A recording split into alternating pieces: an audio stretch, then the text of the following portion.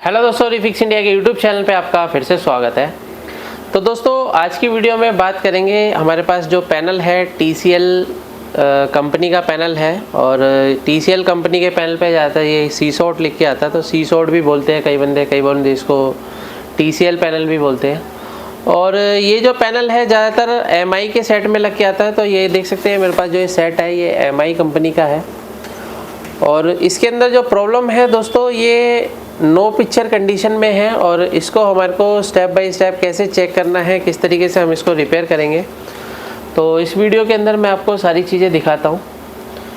तो चलिए स्टार्ट करते हैं। सबसे पहले हम इसकी यहाँ पे पावर लगाते हैं। और पावर लगा के आप यहाँ पे देखेंगे एक इंडिकेटर आ गया है। और जब यहाँ पे इंडिकेटर आता है तो देखिए MI के अंदर क्या होता है, हमारे को इसको ऑन करना होता है, तभी हमारा सेट आगे ऑन होता है। अभी यहाँ पे क्या है दोस्तों, इसके अंदर जो प्रॉब्लम है वो अलग अलग तरीके की प्रॉब्लम हमारे को देखने को मिलती है। जैसे कि आप यहाँ पे देख सकते हैं, कई बार इस तरीके की लाइनिंग हमारे को यहाँ पे देखने को मिलती है।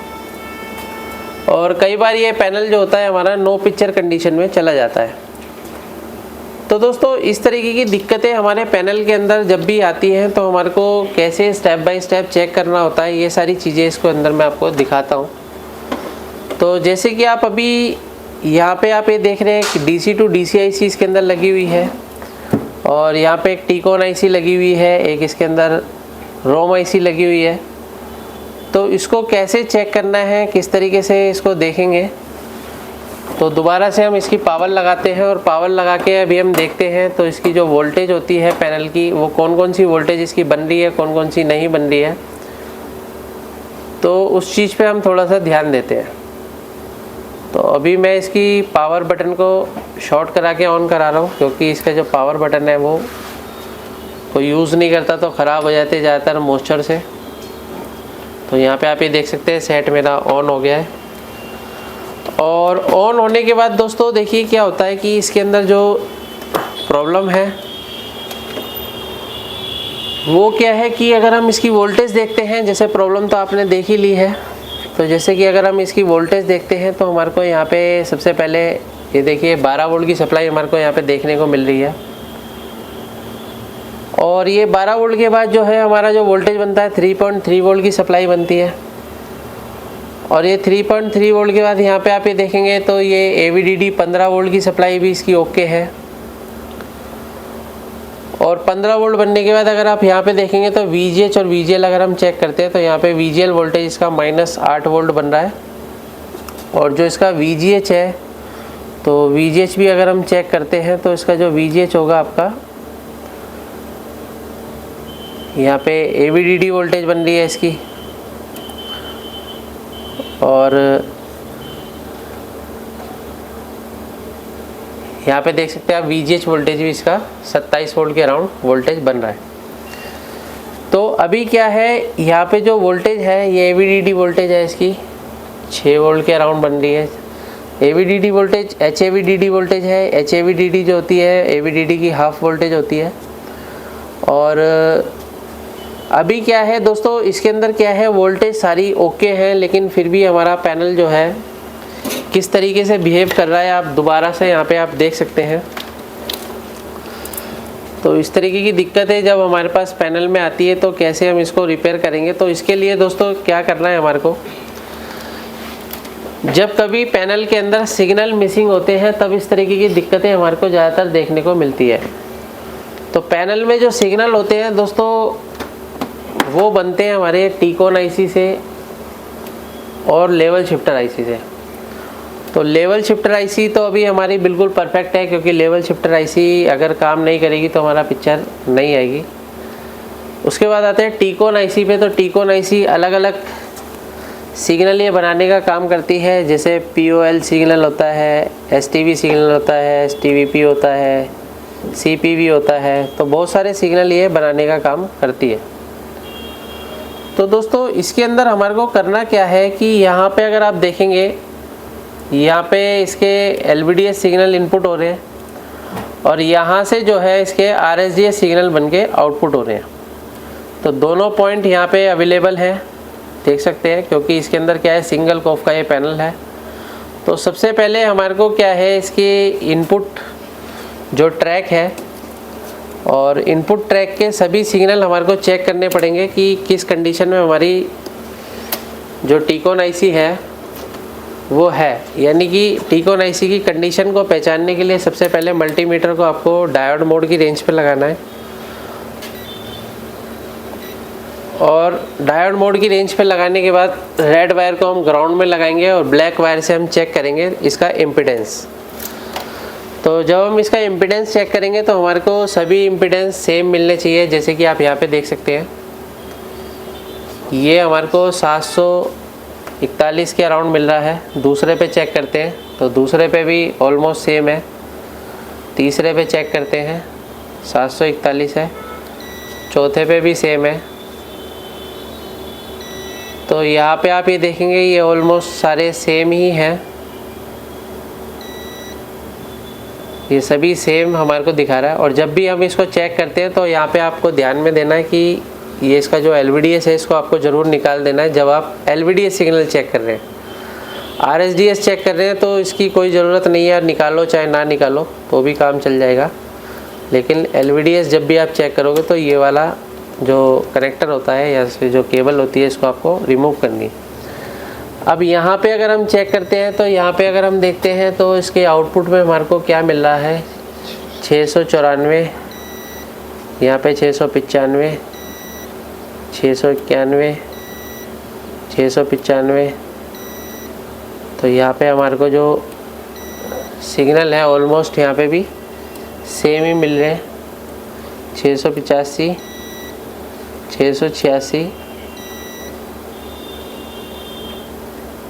693, 693, 691, 692। तो यहाँ पे भी देखिए दोस्तों, जो सभी जो इसके पॉइंट हैं यानी कि हमारे को सही इंडिकेट कर रहे हैं, यानी कि जो टीकॉन आईसी है वो हमारी यानी कि कोई भी इसके अंदर गड़बड़ी नहीं है। अभी ये टीकॉन आईसी बिल्कुल ओके है। लेकिन फिर भी इस तरीके की दिक्कत बन रही है तो सबसे पहले हम टीकॉन आईसी को एक बार रीसोल्ड करके देख लेते हैं। कई बार क्या होता है कि टीकॉन आईसी मॉइस्चर की वजह से काम करना बंद करती है, फिर सिग्नल निकालना बंद करती है, तब भी इस तरीके की दिक्कत हमारे को देखने को मिलती है। तो इसको हमारे को स्टेप बाय स्टेप चेक करना होता है। ये नहीं है कि सीधी हमने आईसी बदल दी या फिर हमने सीधा कहीं पे जंपर लगा दिया या कहीं पे हमने शॉर्ट करके चेक करा। तो हम इसको क्या करेंगे, सभी पॉइंट को आपस में एक एक करके रीसोल्ड करके चेक करते हैं और उसके बाद देखते हैं टीकॉन आईसी की क्या कंडीशन बनती है।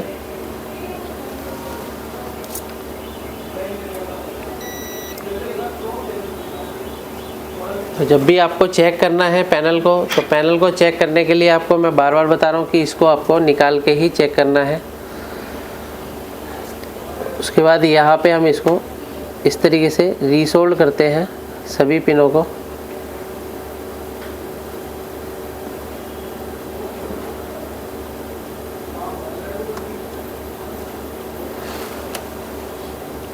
तो इस तरीके से आपको भी रीसोल्ड करना है। रीसोल्ड का मतलब ये होता है कि आईसी को लगे लगे दोबारा से सोल्डिंग करना।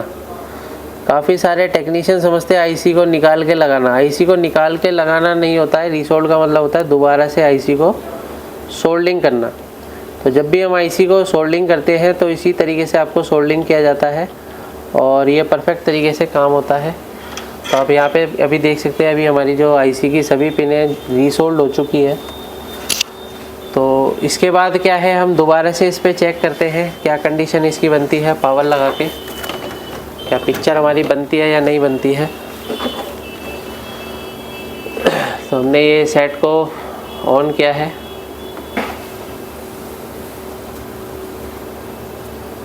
तो सेट को ऑन करने के बाद सब दोबारा से हमारे को सभी वोल्टेज चेक करनी है कि हमारे पैनल के अंदर जो वोल्टेज है वो बन रही है या नहीं बन रही है। तो मल्टीमीटर को मैं दोबारा से DC वोल्ट की रेंज पे लगा लेता हूँ। तो अभी आप यहाँ पे देख सकते हैं पैनल के अंदर कोई भी वोल्टेज अभी नहीं बन रही है, यानी कि इसके अंदर जो प्रॉब्लम है वो DC टू DC IC की वजह से ही हो सकती है। कई बार DC to DC IC internally problem की वजह से क्या होता है कि टी-कॉन आईसी भी काम नहीं करती, क्योंकि इसके जो सर्किट होते हैं वो direct DC to DC IC से भी जुड़े होते हैं। तो दोस्तों अभी हमारे को ये चीज़ देखनी है इसके अंदर कि भाई ये जो डीसी टू डीसी आईसी है ये हमारी काम नहीं कर रही है, तो किस तरीके से इसको रिपेयर करना है। अभी आप यहाँ पे देख सकते हैं कोई भी वोल्टेज इसके अंदर नहीं बन रही है। अभी इसके अंदर वोल्टेज बन रही थी थोड़ी देर पहले, लेकिन अभी इसके अंदर वोल्टेज नहीं बन रही। कस्टमर का कहना यही था कि कभी ये ऑन होता है, कभी ऑन नहीं होता है, कभी इसके अंदर इस तरीके की दिक्कत आती है। तो अभी क्या है कि डीसी टू डीसी आईसी की सबसे पहले हमारे को इन्फॉर्मेशन लेनी है कि डीसी टू डीसी आईसी हमारी ख़राब है या सही है। तो इसकी इन्फॉर्मेशन लेने के लिए हम यहाँ पे AVDD पॉइंट पर लगा के रखेंगे और सेट को ऑन करके देखेंगे कि हमारी जो वोल्टेज है वो फ्लक्चुएट करती है या नहीं करती है। तो यहाँ पे मैं इसको ऑन करता हूँ, तो यहाँ पे मेरा सेट तो ऑन हो गया है, लेकिन आप यहाँ पे देख सकते हैं कि इसकी कोई भी वोल्टेज फ्लक्चुएशन नहीं कर रही है। अगर ये फ्लक्चुएशन नहीं कर रही है तो इसका मतलब ये है कि हमारे जो प्रॉब्लम है वो PCB के अंदर ही है, यानी कि पैनल के अंदर कोई दिक्कत नहीं है। इसका मतलब ये है कि IC के अंदर ये दिक्कत हो सकती है। IC हमारी वर्किंग में ही नहीं है। एक तो होता है IC हमारी प्रोटेक्शन में जा रही है, और एक होता है कि IC काम ही नहीं कर रही है। तो अभी जो कंडीशन बन रही है वो IC हमारी काम नहीं कर रही है। तो इसको भी हम क्या करेंगे, सबसे पहले एक बार पेस्ट लगा के दोबारा से रीसोल्ड करते हैं और इस पर हीट देकर चेक करेंगे, और अगर बात बनती है तो ठीक है, नहीं तो फिर इस IC को रिप्लेस करेंगे। क्योंकि कई बार क्या होता है कि IC जब टेम्परेचर IC का ज़्यादा होता है तो IC काम करती है, और IC का टेम्परेचर कम हो जाता है तो IC काम करना बंद कर देती है। इस कंडीशन में हमारे को IC रिप्लेस ही करनी पड़ती है, इसका कोई भी इलाज नहीं है। तो अभी मैंने इस पर क्या है पेस्ट लगा लिया है, और पेस्ट लगाने के बाद अभी मैं इसको दोबारा से क्या है SMD मशीन से हीट देता हूँ।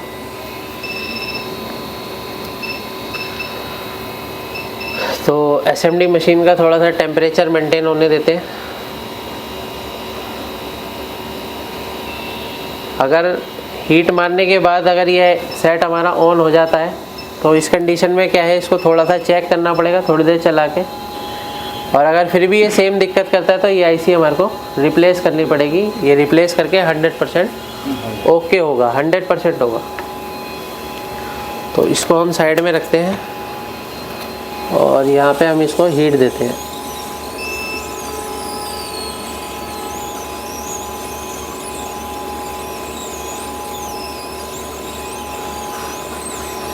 तो इस तरीके से आप भी किसी भी पैनल को आसानी से रिपेयर कर सकते हैं। अगर आपको पैनल को रिपेयर करने में प्रॉब्लम आती है तो आप हमारी ट्रेनिंग को ज्वाइन कर सकते हैं।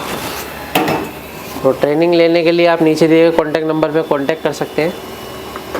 अभी दोबारा से हम पावर लगा के देखते हैं कि क्या कंडीशन बनती है।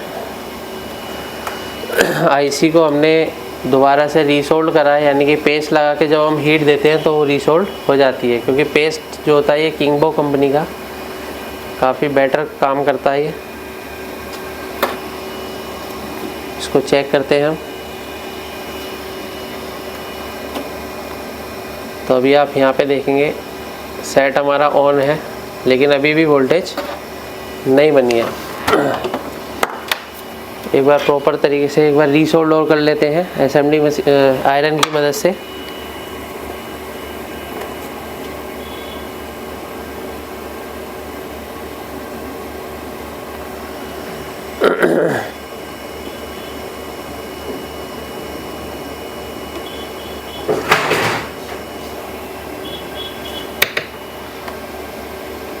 तो जब भी आपको रीसोल्ड करना है, क्योंकि इसकी पिनें जो होती है बहुत बारीक होती है, तो आपको माइक्रो आयरन का ही यूज़ करना है, बड़े आयरन का यूज़ नहीं करना है। क्योंकि बड़े आयरन से क्या होता है कि कई बार पिनें शॉर्ट रह जाती है, जिसकी वजह से DC टू DC IC जलने का खतरा रहता है।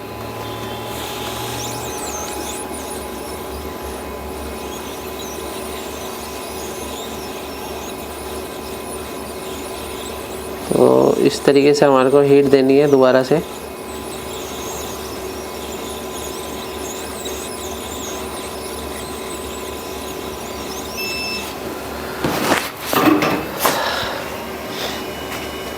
देखते हैं क्या कंडीशन बनती है।